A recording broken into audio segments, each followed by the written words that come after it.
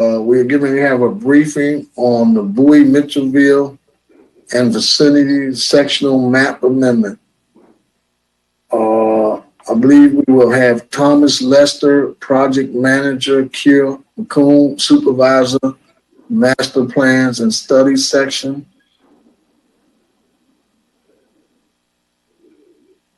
Very good. Good morning. You all have the floor, my friend. Okay. I'm not sure who has the PowerPoint. I don't see it up at this moment. We have it. We'll be putting it up. Okay, great. Yeah.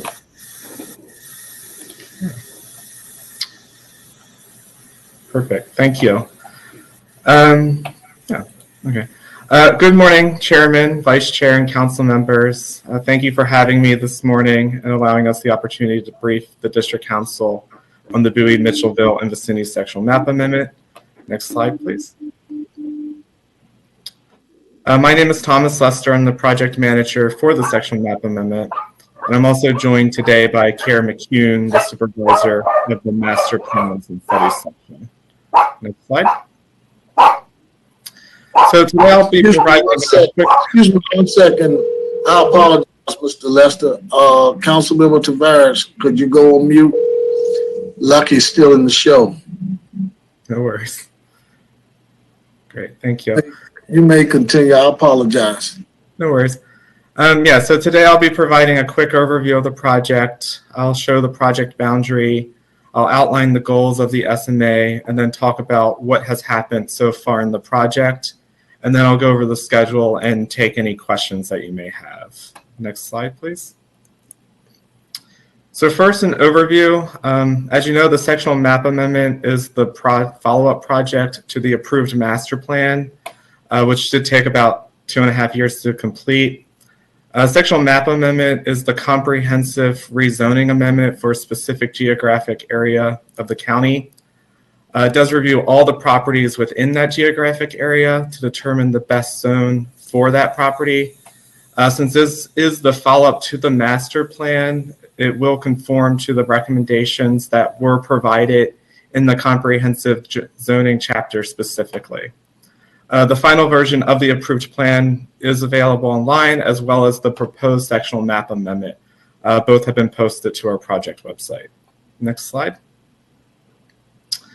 So now let's look at the SMA boundary. The boundary is the same as the master plan. It covers the 4 planning areas, including 71A and B and 74A and B, which makes up Greater Bowie, the City of Bowie, Mitchellville, and Collington.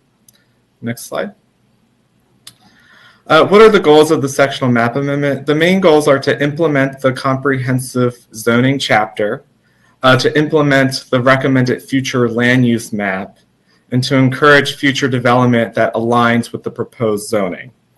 Of course, rezoning a property does not automatically change the land use, but it does ensure that the future land use is permitted. Next slide, please. Now an update on what has happened so far. A notice was mailed to every property owner within the SMA boundary. Over 30,000 letters were mailed informing property owners that the master plan had been approved, that the sectional map amendment was initiated, and the letter also informed property owners that they do have a right to submit a new zone request form to staff within 30-day period after initiation. So staff did receive 18 new zone request forms from property owners by the August 11th deadline. And all the forms received were posted on the project website for public review shortly afterwards. The proposed sectional map amendment was also posted on the project website on August 11th. And the day after, on August 12th, a notification was mailed to the affected property owners, which includes all the property owners with property listed in the proposed SMA. And then lastly, we're currently preparing for the upcoming joint public hearing on the proposed SMA, which is scheduled for September 27th at 5 p.m. The hearing will now be fully virtual. It was originally planned to be hybrid. And then the record will stay open for 7 days after the hearing to collect any further testimony.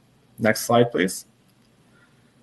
So looking over the schedule again, we did initiate the project on July 12th. We released the proposed SMA on August 11th. And as I stated, the next project milestone is the joint public hearing, which is scheduled for September 27th. We then intend to have the planning board work session on October 20th with the hopes that they will endorse the proposed SMA the same day. We'll then hold a district council work session on October 24th with district council decision scheduled for October 25th. And then if a second joint public hearing is necessary, that will push the project into the new year, and approval could happen as late as September 2023. Last slide, please. Yep. Okay. Yeah, so thank you for your time, and I can take any questions that you may have.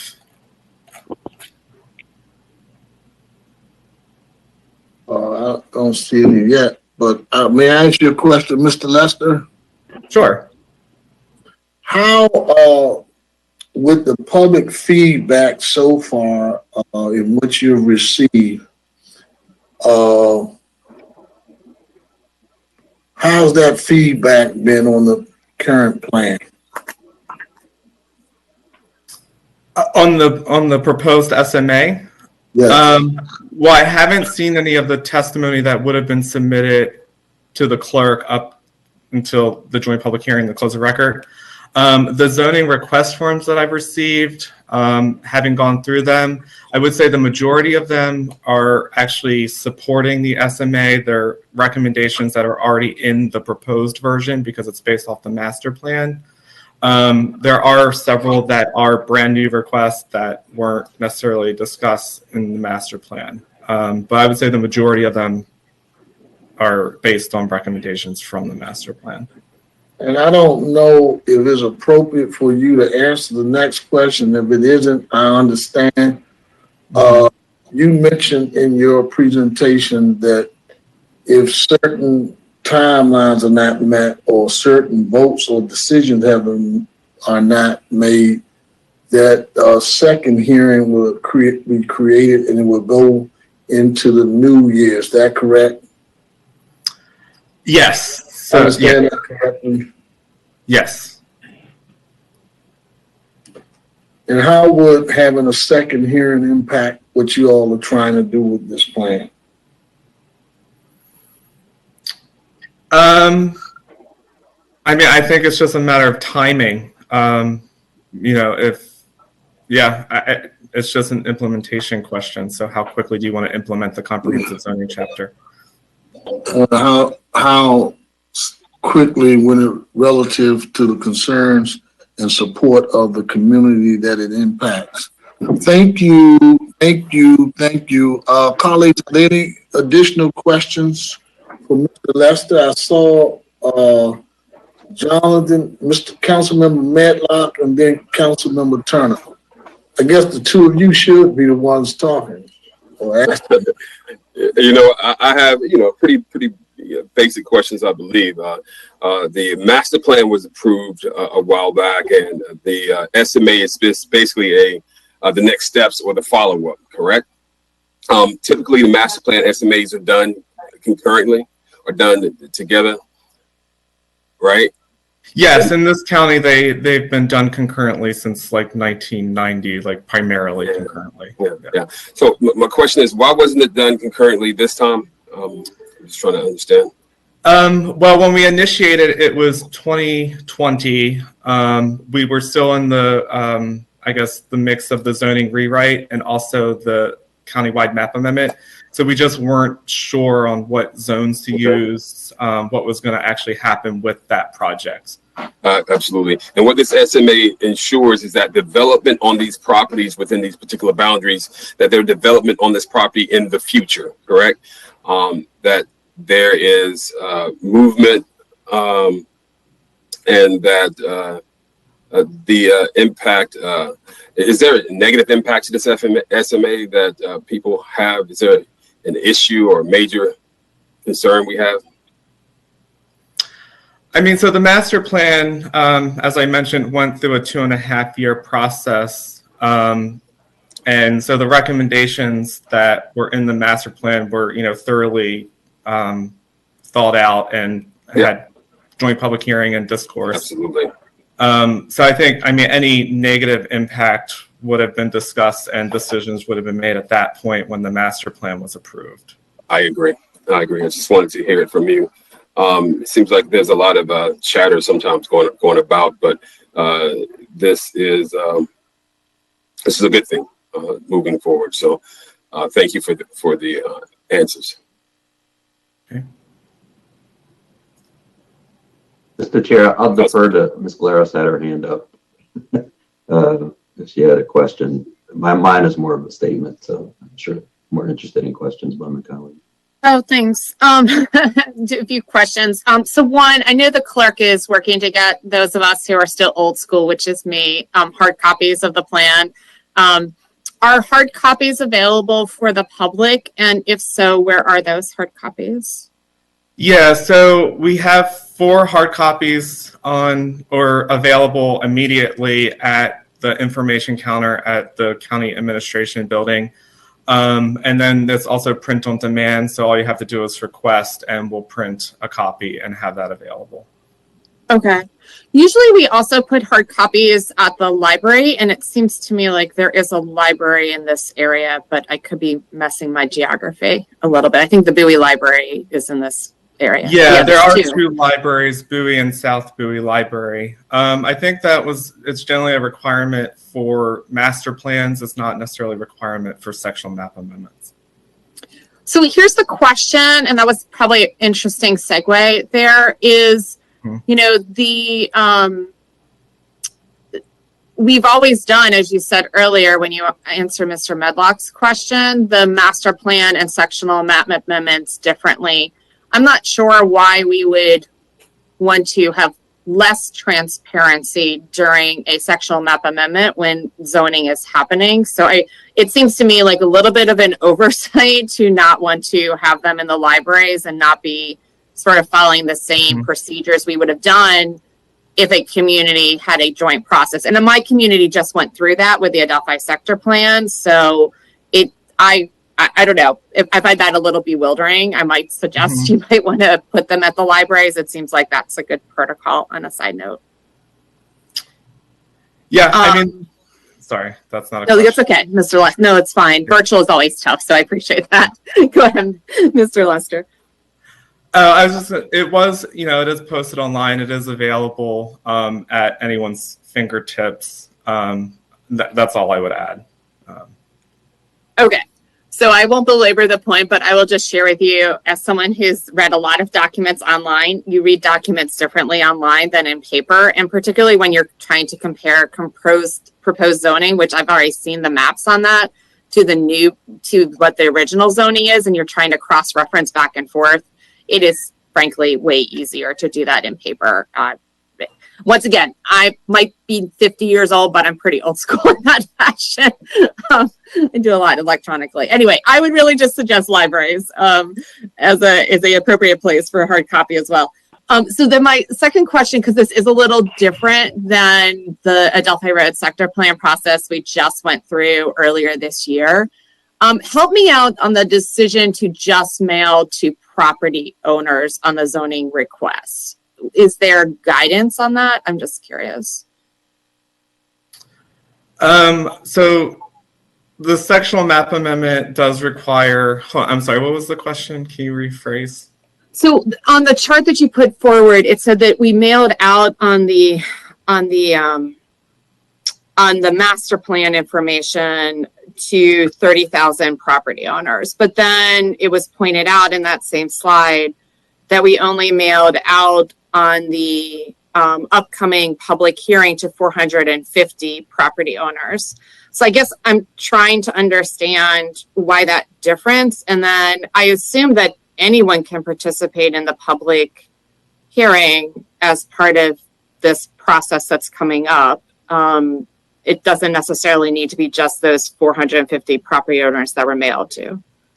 Yeah, so I guess the ordinance requires that a mailing go out to affected property owners. Affected's defined as those properties that are actually owned by people that are in the SMA. Okay. Of course, it's also advertised in a local newspaper. It's posted on our website, the district council website, and anyone can participate, whether they own a property that's being affected or not. I mean, part of the reason I think why the zoning request forms are posted online is so people can view what people are requesting and have that ability to comment at the joint public hearing. Sure. Okay. If I may, Kier McCune, Supervisor of Master Plans and Studies. The code requires that we send a notification of the joint public hearing to all affected property owners, and that's the only requirement.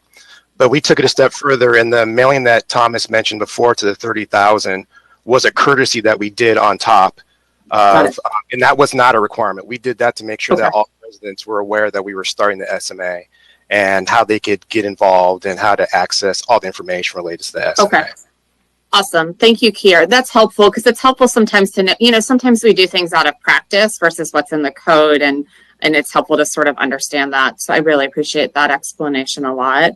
And then just one last question, just also because I've been through the Adelphi Road sector plan before. And so just a question. So the work session and decision that's being planned by planning board on the same day, when do you anticipate then posting? Because this was like a question that came up when we were dealing with the Adelphi Road sector plan, because, after the joint public hearing, there's the analysis that needs to be done by planning staff on the recommendations, and then they will make sort of additional refinement of the recommendations, and you'll present that to planning. And I know in the case of the Adelphi Road sector plan, those details became sort of important in the process. When would you expect that the analysis by planning staff on the joint public hearing would be completed and posted publicly based on the schedule that you've outlined? Sorry, I'm looking at my project schedule. So we would expect to have the planning board backup package, which would include the analysis of testimony by what we call late backup, which is 10/18 or October 18th. Okay. All right. Thank you. Appreciate it. Thank you, Mr. Turner, for yielding for my questions. Appreciate it. Thank you. Mr. Turner, did you like to go, or you want to me to recognize Mr. DeNova? Yeah, thank you, Mr. Chair. I'd like to hear questions by my colleagues and comments. And Go ahead, Mr. DeNova. Thank you. Well, from the rumblings that are out there, I mean, I watch TV too. I think the public's a little concerned about the accelerated process. So I have questions. I'm not sure who's best to answer them. But one thing that jumped out at me was I've been dealing with master plans since the late 80s. We've always had a 15-day period after the public hearing for the close of the record. Why is there not 15 days in this case? Why? This is the first time in 30 years that the county's done a standalone SMA, and it's the first standalone SMA following the procedures of the new ordinance, which does not have the requirement of a minimum number of days that the record must stay open for a joint public hearing. So I think the process is normally 15 days just for a concurrent SMA, and that a standalone just follows a different set of procedures, which would have the record open for 0 days, but we're keeping it open for 7 days. Okay, that's not a very satisfactory answer. I'll work on this. And Mr. Lester, you might be better served by making sure one of Park and Planning's lawyers answer these questions. You drafted a schedule previously that had a 15-day record period, did you not? Yes, I did have a schedule that I provided that had a 15-day record period. And why did you change it? I would defer to clerk of council or maybe council's legal staff to answer that question. Oh, so you're saying that Park and Planning didn't set the schedule? Someone else set the schedule? I would defer to clerk of council and council's legal staff for that question. Good morning, everyone, and I will ask that Ms. Zavakos would please turn on. But the schedules, Ms. Zavakos made the schedule? Is that what we're saying? all SMA schedules are done by the council staff and Park and Planning staff together. So it's a concurrent process where we put together the schedule on our side, they put it together on their side, and then we come and have a meeting of the minds. But I'll, Ms. Zavakos.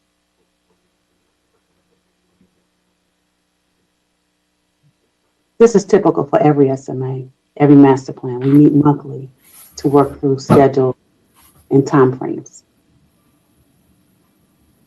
So who decided to cut the schedule that was proposed from 15 days to 7 days? Someone made that decision.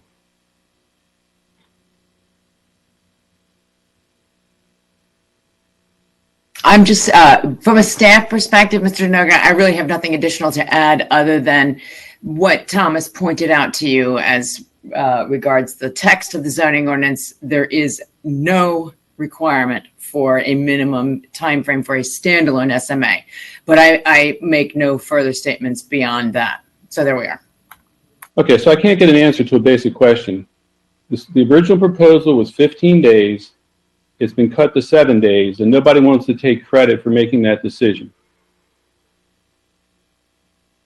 I understand that the interpretation is that section 273503 of the ordinance does not explicitly provide for a time period, but someone made the decision to change it. And let me ask you this, I saw Mr. Berlage, let me ask him a question. Is this lack of a period specified in 273503 an oversight in the zoning ordinance rewrite?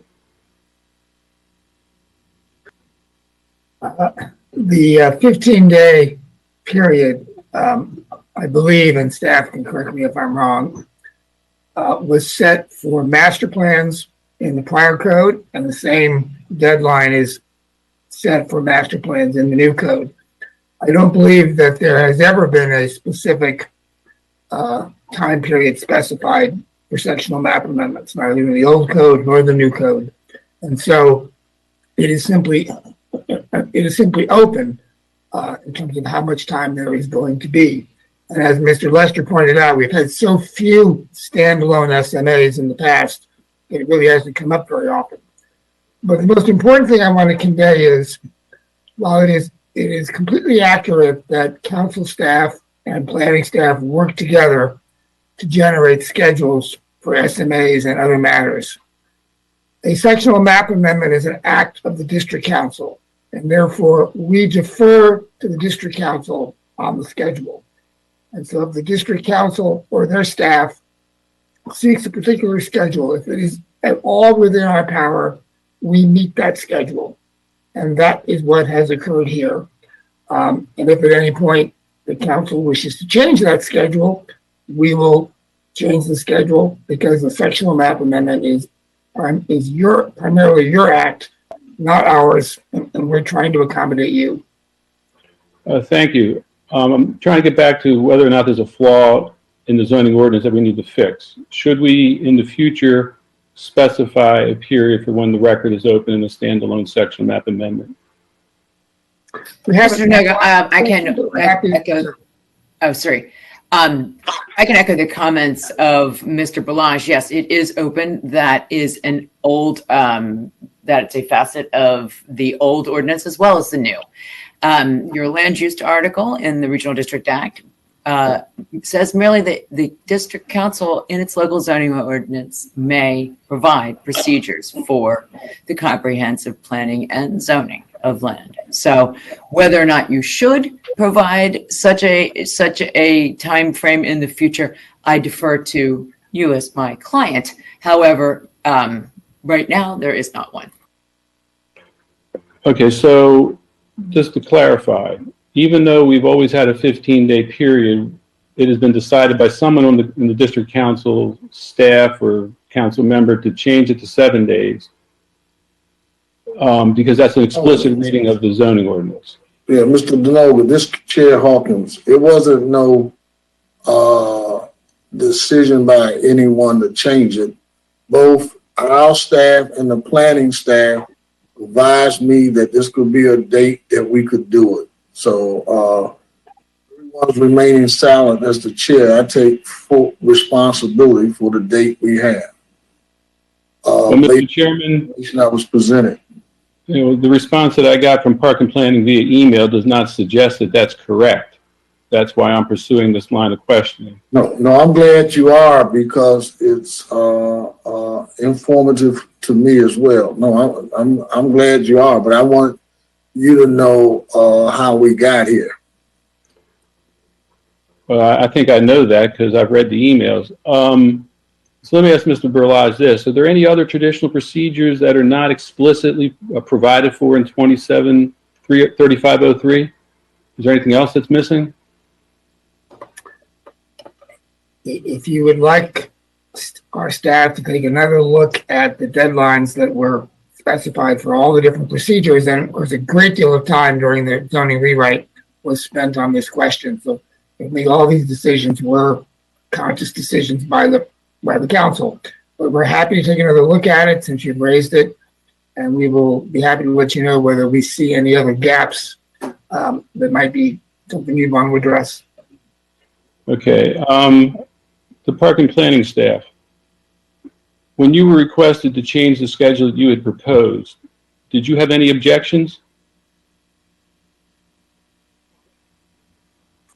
Mr. DeNoga, I know that you're in possession of all the emails associated with this process, and they speak for themselves, and it really would not be appropriate for us at this point to try to add anything to the record that you requested and that you have.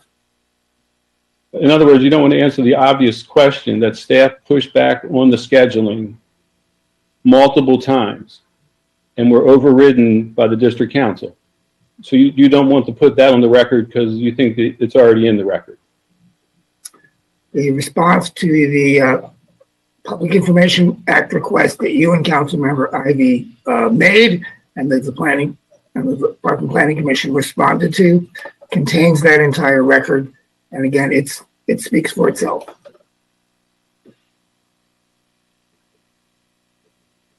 I'm going to finish up, Mr. Chairman. I would note that the Park and Planning proposed schedule provided for a healthy review process, and that each stage of the process has been shortened dramatically. So it's one thing to say that there's flexibility. There's another thing to compress the schedule in a way that is brings into question the integrity of the entire process. And frankly, I understand, Mr. Berlage, that you defer in SMAs to what do you want? Council staff. Okay, cool. But at some point, if Park and Planning is to have any integrity, they need to stand up. It's just very disconcerting to look at this. I mean, anybody can look at the record and see that this is not the way things are done. One of the most interesting things, and I'm done after this, Mr. Hawkins, is that to deal with this, because the staff objections were not listened to, you threw your summer interns at the project, but they were very well qualified or very diligent. That is complete and utter embarrassment for Prince George's County and the Park and Planning Commission. Thank you, Mr. Chairman.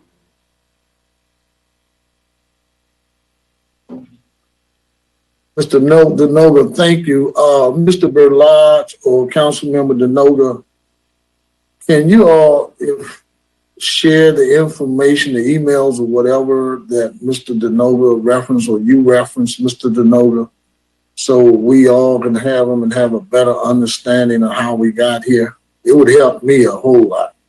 Mr. Chairman, Ms. Ivy and I were provided a link to a Dropbox.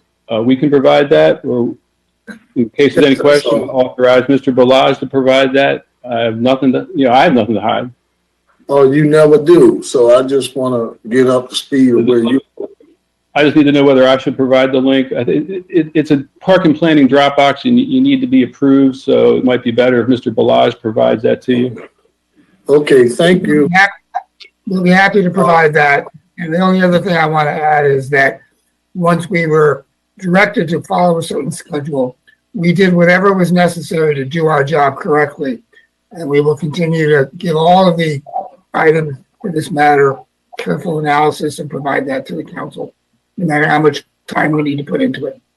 Thank you, Mr. Berlard. Mr. Turner, I know you were next, but I also see Councilmember Burrow's hand. Do you want to yield to him or you want to speak?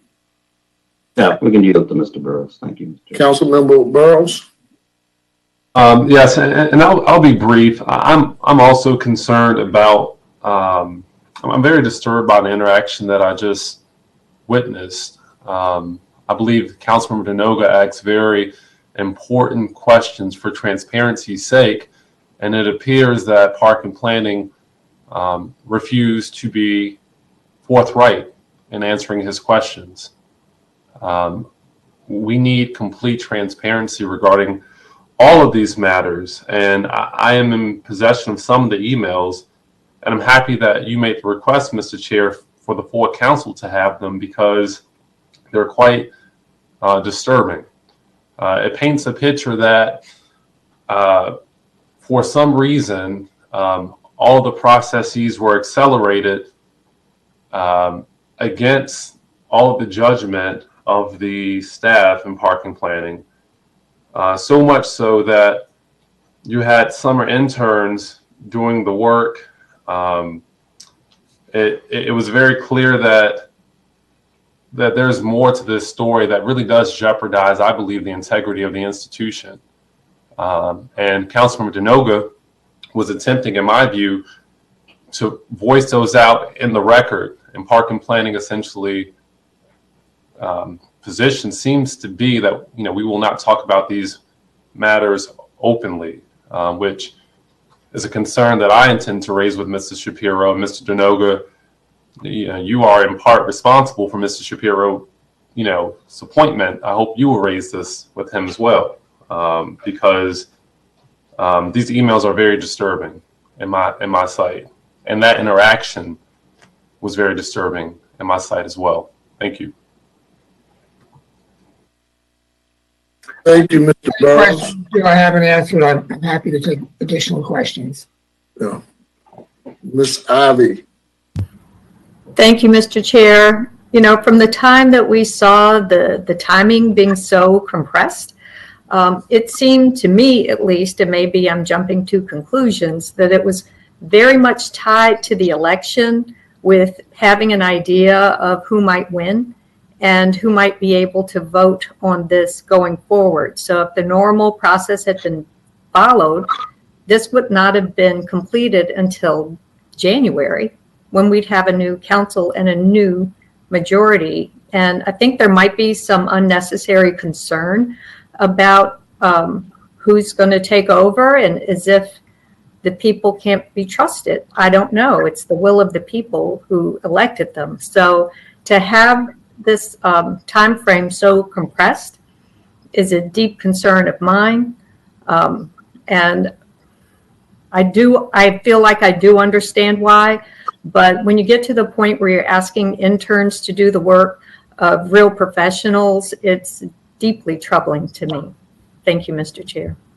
Thank you. I think those are some good points, but maybe you and Councilmember Denoga, because it wasn't really your property, you shared it with Councilmember Burrows, but I think if those emails that I haven't seen, but you all are referencing, may have added a different perspective on all this. Nevertheless, we'll get to the bottom of all of this.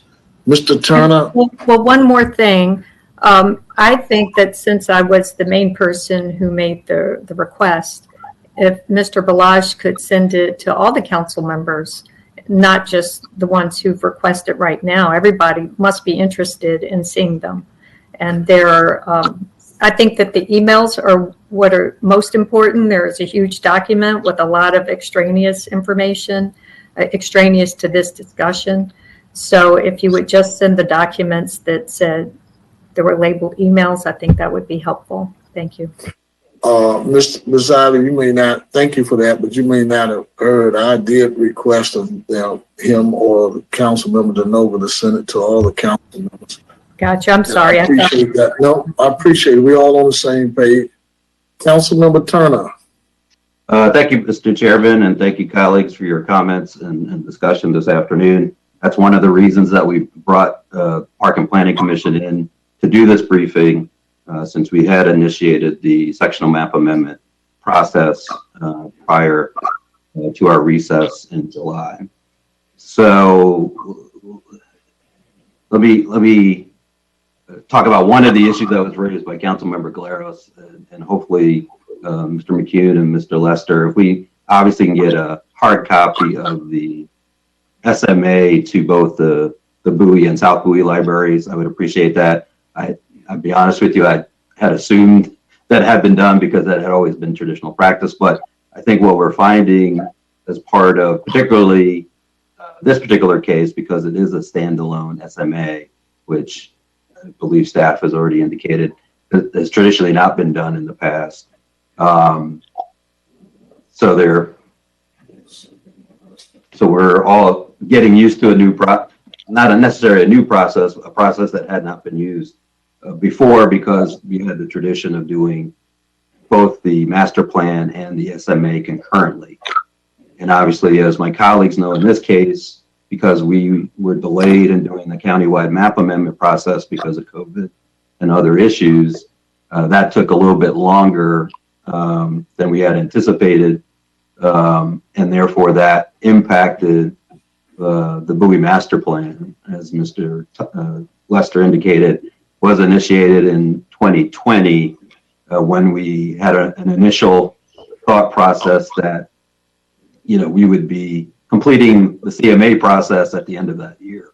So that is the little bit of difference here in why we're going through this particular process. I will also say that when the Bowie master plan was initiated back in 2020, we all knew that there was going to be a separate SMA, most likely necessary because of the CMA being completed as part of that process. When that got delayed, obviously that delayed the schedule, I believe, for completion both of the Bowie master plan and the standalone sectional map amendment. As you recall, as part of the CMA, we also delayed sectional map amendments for 2 other plans until we completed the CMA, because that makes sense. If you're going to be adopting a new zone, we adopted a new zoning ordinance, and you're adopting a new zoning map as part of the CMA, you would have to wait until that point to be able to implement those new zones as part of any master plan update. So obviously this is the first one that we've done in anticipation of the new zoning ordinance and the countywide map amendment process. Obviously it's a little bit unique circumstance. And one of the things that we did discover was for the standalone SMA, there weren't the same requirements for a master plan. And so that did give some flexibility. And as staff for both Park and Planning and our council staff have said, that gave us a little bit of an opportunity to play with the schedule. So that's where we are. Obviously, we've initiated it. We have a joint public hearing that's scheduled for September 27th. That is kind of where we are. I appreciate and I look forward to looking at the information. This is at least the information that was provided by Park and Planning is the first I'm hearing of it. So be interested to see that as well. But I will say, obviously, as is our normal practice on any master plan or SMA, there is back and forth with respect to the schedule, as long as we are consistent with the code, the zoning ordinance as well, which I believe we are in this case as well. So thank you, Mr. Chair. Thank you, colleagues, for your conversation today. And then we'll move forward. The last thing I will say is also, although some would argue that the schedule is somewhat compressed. Obviously, we've not done a standalone SMA before, so there's no comparison as well as to when we've done this before. At least I'm aware, not that I'm aware of. And so, if it's the will of the district council, based on the information that we received, there is the allocation, obviously, of a second joint public hearing being required based on the information, which, as I think the chair noted, would push consideration of this process into next year and the new council, obviously. So that is still an option before this body to make that determination. The last thing I will say is I do want to commend both park and planning staff and our staff. I know you're getting a little bit of a firing, perhaps, from some of our colleagues for your efforts, because I think one of, it might be a mea culpa. I know staff was prepared to move right after this body adopted the Bowie master plan, Bowie and Mitchellville and Vicinity master plan earlier this year. And it took us a little bit of time on the council side to get a little bit organized as well. And so hopefully my colleagues can forgive me for that. It was not related, Miss Ivy, and I'll answer directly to what happened in the election. It was about what the schedule could be, because I know one of the comments that I know I received from planning staff was, there are other things that they want to do with respect to planning and zoning in this county, having spent, over 2 years on the Bowie master plan, the CMA. I know they would also wanted to have completed the process as required, and obviously consistent with the law and the county code as well. So thank you, colleagues. Obviously, I'm sure we'll have more conversation on this. And thank you, Mr. Chair, for your comments, and to the staff that's here from Park and Planning for your efforts as well. Thank you. Mr. Streeter, did you want to say anything?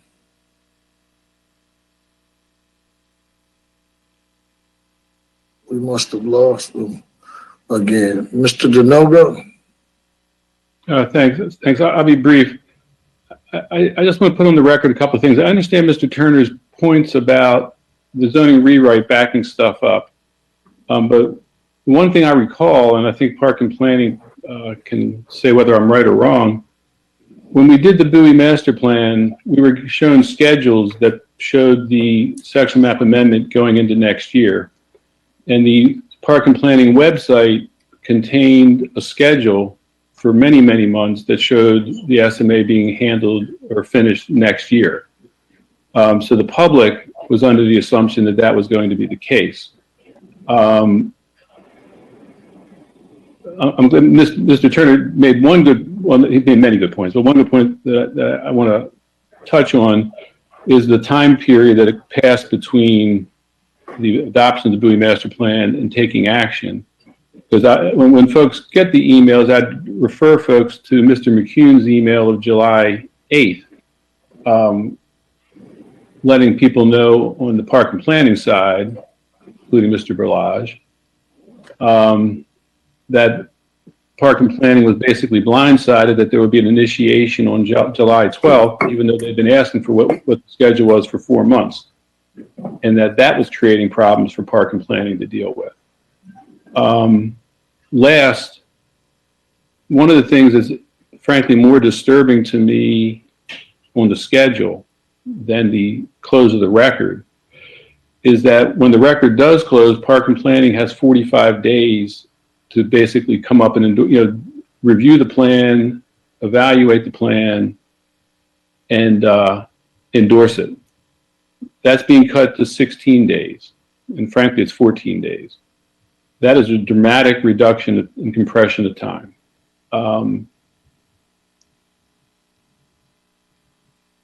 There are explanations, but considering what the process has been proposed and expected for a long period of time, I don't think, I would just disagree and say that moving it as quickly as it has and the compression that occurred is certainly damaging to everybody's reputation, ours and Park and Planning's.